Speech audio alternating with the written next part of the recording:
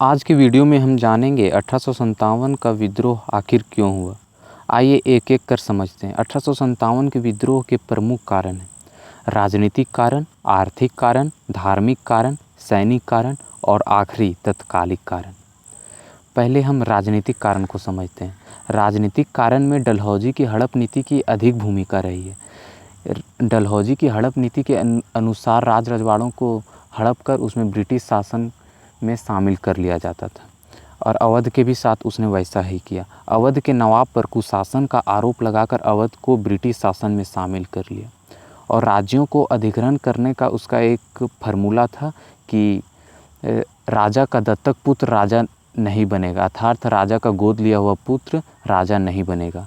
और इस नियम से वह झांसी को हड़प कर ब्रिटिश शासन में शामिल करने की कोशिश की और साथ ही साथ कानपुर के भी साथ उसने वैसा ही किया।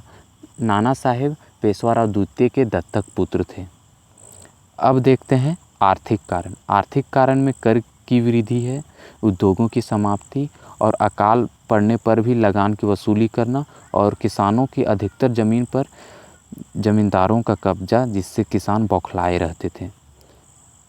अब देखते हैं धार्मिक कारण। धार्मिक कारण में सती प्रथा बंद करना, विधवा पुनर्विवाह लागू करना, जिसके कारण भारत के रूढ़िवादियों पर अंग्रेज़ों के प्रति बुरा प्रभाव पड़ना और उनके मन में एक भाव पैदा होना कि अंग्रेज़ उनके धर्म में हस्तक्षेप कर उसको बदलना चाह रहे हैं।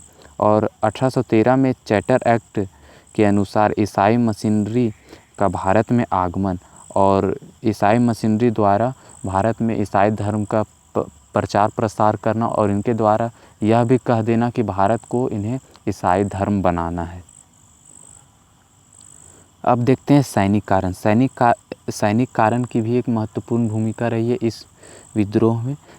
भारतीय सैनिकों के साथ भेदभाव करना अंग्रेज़ों द्वारा और 1854 में डाकघर अधिनियम लाकर उनके जो सैनिक थे उनके द्वारा जो चिट्ठी भेजा जाता था उनके परिवार के पास, वो पहले फ्री में भेजा जाता था, लेकिन इस अधिनियम के अनुसार अब उनको पैसा देना पड़ेगा चिट्ठी घर पहुंचाने के लिए।